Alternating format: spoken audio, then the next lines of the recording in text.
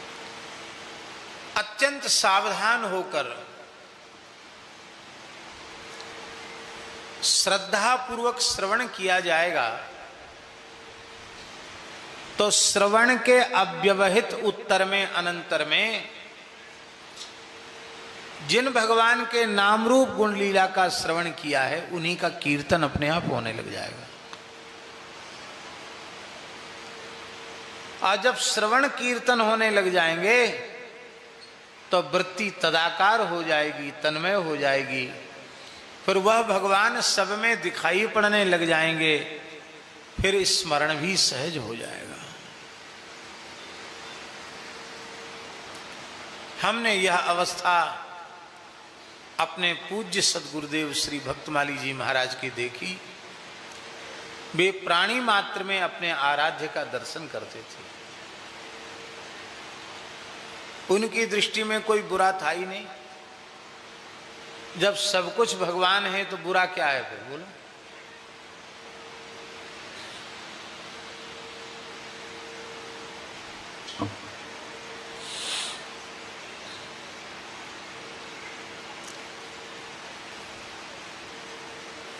हिरण्यकशिपु को यही आश्चर्य होता था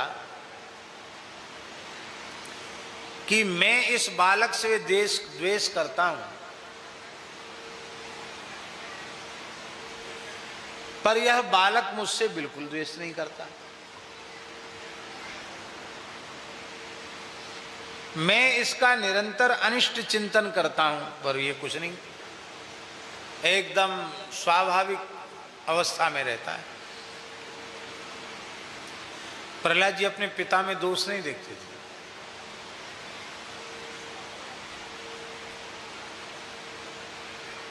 इसलिए पूरे प्रहलाद चरित्र को उठाकर देख लो, नृसिंह पुराण से लेकर किसी भी पुराण में प्रहलाद जी ने अपने पिता का कहीं भी तिरस्कार नहीं किया, पिता में दोष नहीं देखे, पिता की निंदा नहीं की, क्योंकि वो पिता में भी भगवान को देख रहे हैं, कैसे निंदा करें। जब जब प्रहलाद जी हिरण्यकशिपु के सामने जाते हैं, बड़ी श्रद्धा पूर्वक उसके चरणों में मस्तक रखकर प्रणाम करते हैं, हाथ जोड़कर अत्यंत विनम्र भाव से खड़े होते हैं। माताजी झगड़ा किस बात का है? प्रहलाद जी और हिरण्यकशिपु में किस बात का झगड़ा है?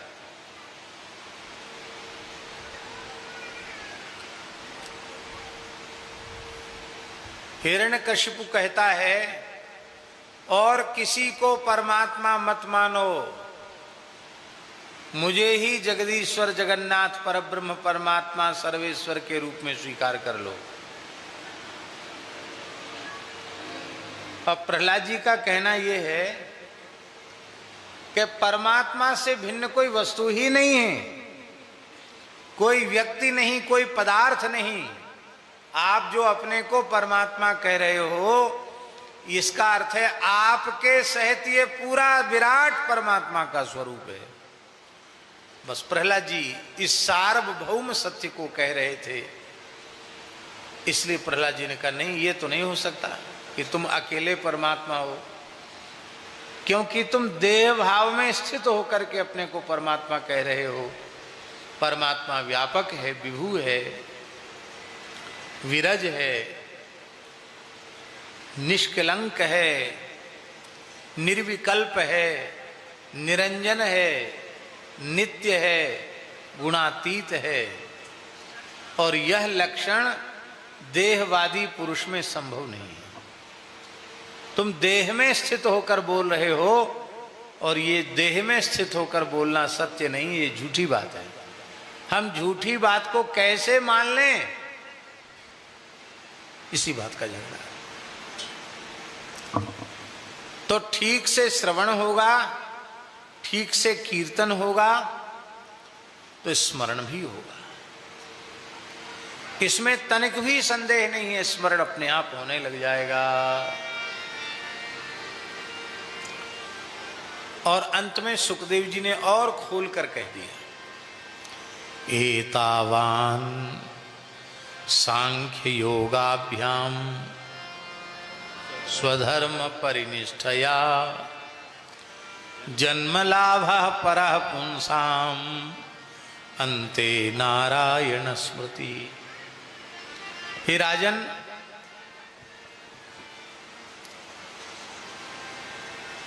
ज्ञान योग के मार्ग पर चलकर कोई साधक जाए अथवा निष्काम कर्म योग के मार्ग पर चलकर कोई साधक जाए अथवा भक्ति योग के पथ पर चलकर कोई साधक जाए, ज्ञान योगी, कर्म योगी, भक्ति योगी, इन सभी पुरुषों की साधना का अंतिम फल क्या है? बहुत ध्यान से सुने। इन समस्त साधकों की साधनाओं का अंतिम फल है अंते नारायण स्मृति, अंत में भगवान की याद आ जाए।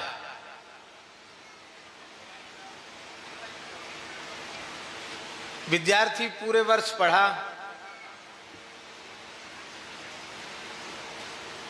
पूरे वर्ष उसने मेहनत की पढ़ने में, और जब परीक्षा फल आया, रिजल्ट आया, तो 0/0। वो हजार शपथ ले, सौगंध खावे कि मैं बहुत पढ़ता था, मैंने बहुत मेहनत की, पर कोई मानेगा उसको? और भले ही खेल कूद में मस्त रहता हो और परीक्षा में सर्वोत्तम परिणाम लेकर आवे तो उसकी जय जयकार होती है। तब ये कहना पड़ता है कि भाई पढ़ता था, कम पढ़कर भी ज्यादा पढ़ गया, क्योंकि इसकी बुद्धि में ग्रहण शक्ति बहुत अच्छी थी, और ये बहुत पढ़ने के बाद भी कुछ नहीं पढ़ा। महाराज जी, सारे जीवन की साधना का अंतिम फल है अंतिम स्थिति कैसी है। यदि शरीर संसार में प्रेम होगा तो मृत्यु के क्षण में शरीर संसार याद आएगा, और भगवान में प्रेम होगा तो भगवान याद आएंगे। तो सारे जीवन साधना करने के बाद भी शरीर संसार में प्रियता बनी रही, भगवान में प्रियता नहीं हुई।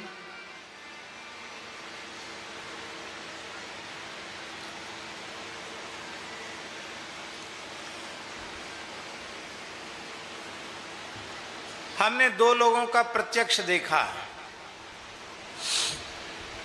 एक अपने पूज्य सद्गुरुदेव श्री भक्तमाली जी को देखा।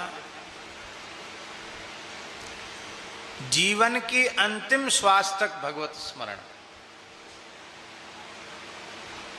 बेहोशी में नहीं गए, मूर्छा में नहीं गए, अंतिम क्षण तक चेतना और अंतिम क्षण तक भगवत चरित्रों का श्रवण और भगवत स्मरण, जिसमें पूज्य महाराज जी ने महाप्रयाण किया। उस समय हम उनको कपिलोपाख्यान का पाठ सुना रहे थे, भागवत जी में से भगवान के स्वरूप का ध्यान सुना रहे थे। ध्याये चिरम भगवत चरणारविंदम, और महाराज जी एक एक श्लोक सुनते जा रहे थे और उनके नेत्रों से अश्रुधार, प्रेमाश्रुधार बह रहे थे। ऐसे लगता था मानो मैं श्लोक गायन कर रहा हूं और भगवान उनके सामने प्रकट हो गए। जैसे ही स्वरूप दर्शन निरूपण पूर्ण हुआ, महाराज जी ने एक हाथ अपने दाहिने हाथ से हमारा दाहिना हाथ पकड़ रखा था ऐसे, और हम सुना रहे थे। और जैसे ही स्मरण पूर्ण हुआ, ज्येष्ठ शुक्ला पंचमी, श्रुति पंचमी, गुरु पुष्यामृत योग में ब्रह्म वेला में ठीक 4 बजे उन्होंने महाप्रयाण किया। आकाश में जेठ के महीना में कितनी गर्मी होती वृंदावन में, और महाराज जी के जाने का समय आया,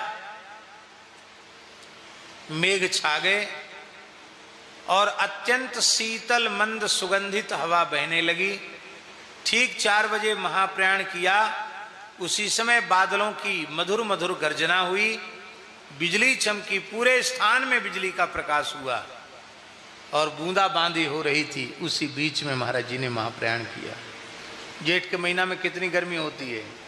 पूरी अंतिम यात्रा में किए जाई छाया जलद, मेघों ने पूरी यात्रा पर छाया की और जल समाधि होने के पश्चात आकाश फिर से साफ हुआ। ये देखा प्रत्यक्ष अंतिम श्वास तक भगवत स्मरण। और ऐसे ही पूज्या माता जी को देखा अंतिम श्वास तक भगवत स्मरण। शरीर संसार में कहीं भी रंच मात्र वृत्ति नहीं रह गई।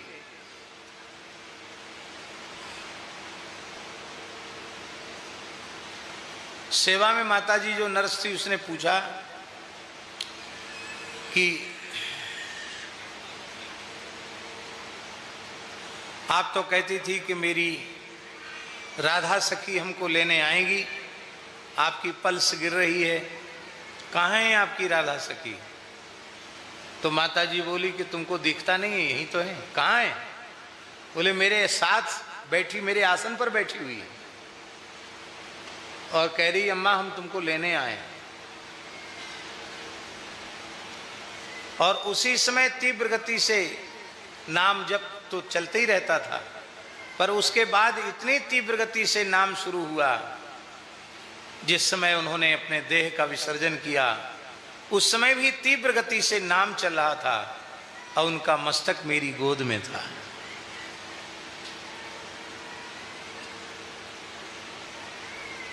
प्रत्यक्ष ये दो लोगों का अपनी आंख से हमने देखा है। ऐसा ही होता।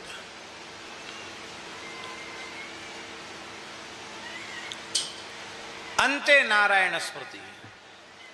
इसलिए हर साधक को ऐसा साधन कर लेना चाहिए कि जब कभी भी मृत्यु आ जाए, हमें शरीर संसार की सुध न रहे, उस समय हमें केवल भगवान की याद आवे, भगवान में ऐसा प्रेम हो जाए। अंते नारायण स्मृति। अब एक प्रश्न है, मान लो अंतिम क्षण में शरीर का कोई प्रारब्ध आ जाए और व्यक्ति कोमा में चला गया, बेहोशी में चला गया, अब तो उससे कुछ याद ही नहीं है। कई बार तो कोमा में कई कई दिनों तक लोग रह जाते हैं, इसके बाद शरीर पूरा होता है। और जीवन भर उसने भगवान का स्मरण किया, पर मृत्यु के क्षण में सन्निपात के कारण, वात पित्त कफ के जोर के कारण अथवा किसी शारीरिक उपद्रव के कारण भगवान की विस्मृति हो गई, भगवान को नाम लेना भूल गया, तो क्या उसका जीवन भर का स्मरण व्यर्थ हो जाएगा? बहुत ध्यान से सुने, भगवान ने आश्वासन दिया है, जो जीवन भर मेरे पवित्र नाम रूप लीला का स्मरण करते हैं, मृत्यु के क्षण में कथनचित उन्हें मेरे नाम की याद भूल जाए तो भी उनका कुछ अनिष्ट नहीं होता, क्योंकि मैं स्वयं उनके बदले नाम जप कर लेता हूं और नयाम इमम साधनम, नाम लेकर मैं स्वयं उन्हें अपने नित्य धाम में ले जाता हूं। इसलिए भैया आज से, अभी से, इसी क्षण से निरंतर भगवान नाम लेने का व्रत ले लो।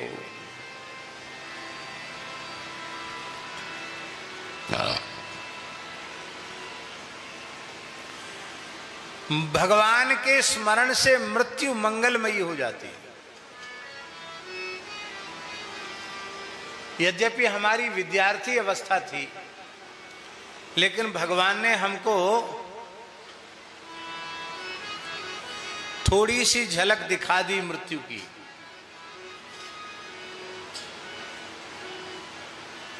परीक्षाएं चल रही थी संस्कृत की, और उसी दिन परीक्षा पूरी हुई और मथुरा से परीक्षा देके आए और अकस्मात हैजा हो गया। हैजा तो जानते हैं ना, हैजा, उल्टी दस्त शुरू हो गए। एक अच्छे डॉक्टर को बुलाया गया। कोई भी गोली दवाई खाते उल्टी हो जाती, इंजेक्शन लगाना पड़ेगा। इंजेक्शन लगाया। कई बार ऐसा होता है कि किसी को कोई दवा बहुत प्रतिकूल प्रभाव कर जाती है, वह इंजेक्शन उसने इतना विपरीत प्रभाव किया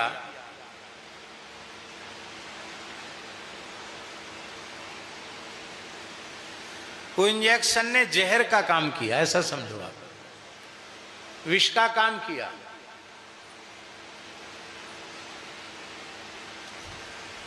उस इंजेक्शन का इतना प्रतिकूल प्रभाव हुआ कि जैसे शरीर में बिजली के करंट लगने से झटके आते हैं, ऐसे शरीर में झटके आने शुरू हो गए। शरीर में झटके आने लग गए, विष बन गया शरीर में, जिसको कहते हैं ना फिट आना, झटके आने शुरू हो गए। तो एक बार लगा कि बहुत जोर से शौच की इच्छा है, तो उसी स्थिति में हम गए। एक बार छत पर गिर गए झटका आने से, फिर दूसरी बार नल पर गिरे, तीसरी बार शौचालय में गिर गए। फिर भी थोड़े भीतर से कठोर हैं, तो गिरने के बाद भी किसी को पुकारा नहीं, शौच होके आए, नल के पास फिर गिर गए। फिर थोड़ा होश आया, फिर हाथ वाथ धोए, पैर धोए, मिट्टी लगाई, आधा स्नान किया। स्नान तो हमेशा पूरे ही करते हैं, लेकिन वो आधा ही कर पाए, फिर बेहोशी हो गई। अब इसके बाद हमारे मन में ये बात आई कि लगता है अब हमारी मृत्यु का समय बिल्कुल निकट है, क्योंकि बार बार आंखों के सामने अंधेरा छा जाना, भीतर से अनुभव हो गया कि मृत्यु है। तो माताजी एक बार तो मन में बड़ी घबराहट हुई, मरने के नाम से कौन नहीं घबराएगा। अवस्था ही क्या थी। यह बात सन 1990-91 की होगी।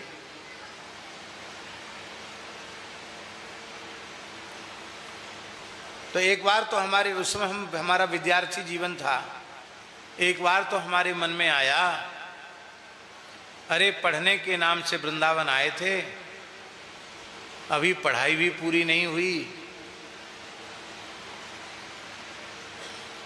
ठीक से पढ़ भी नहीं पाए और कुछ कर नहीं पाए, गुरु जी की सेवा भी नहीं कर पाए, और लो अंतिम समय आ गया।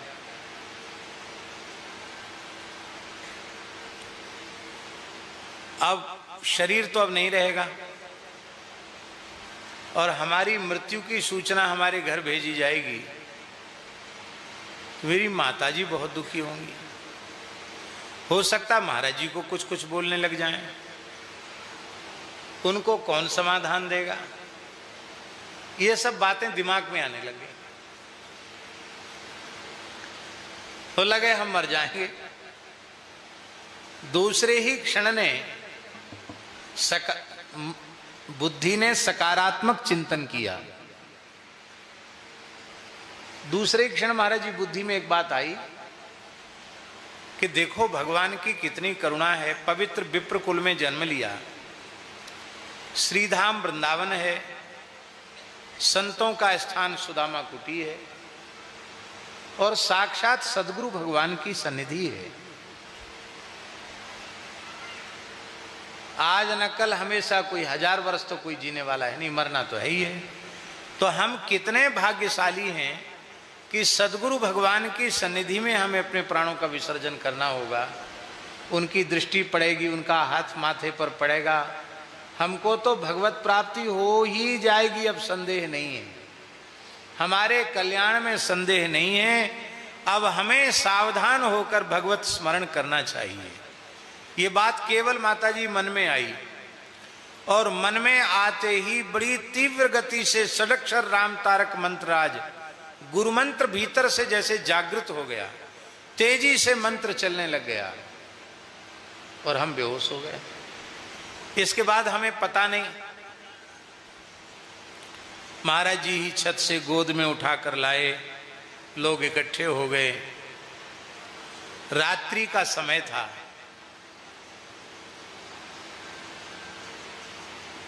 एक डॉक्टर साहब हैं, उनको बुलाया गया। उन्होंने कहा कि शरीर में विष बन गया है और अमुक इंजेक्शन मिल जाए और वो लग जाए तो इन्फेक्शन कम होगा, शायद बच जाए। हमको पता नहीं, हमको जो लोगों ने बताया वो हम बात आपको बता रहे हैं। अब रात्रि को 1 बजे 1:30 बजे कौन सा वृंदावन, तो अब तो बढ़ गया वृंदावन, उस समय उतना नहीं। कर लो कि हर समय तैयारी बनी रहे, पूरी पक्की तैयारी। अभी ठाकुर जी कहें चलो तो हम तैयार बैठे हैं, चलो। और वो तैयारी क्या है? वो तैयारी इतनी ही है कि हमारी भगवान में इतनी प्रीति हो जाए कि हमें शरीर संसार में कहीं राग न रह जाए, किसी की याद ना आवे, न चेला की, न चेली की, न भाई की, न बहन की, न मैया की, न बाप की, न इष्ट की, न मित्र की, किसी की याद ना आवे। केवल एक ही बात याद आवे, हे रघुनंदन प्राण प्रीते, हा रघुनंदन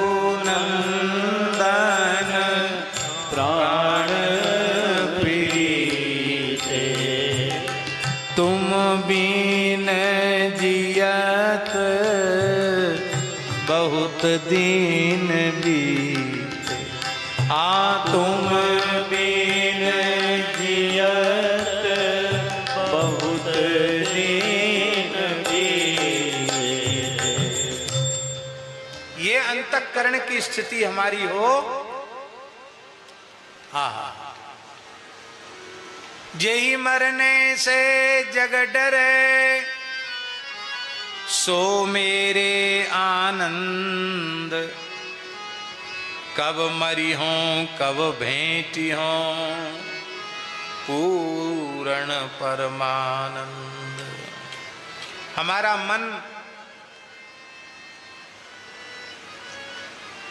मन कैसा बन जाए, आहा, क्या कहें।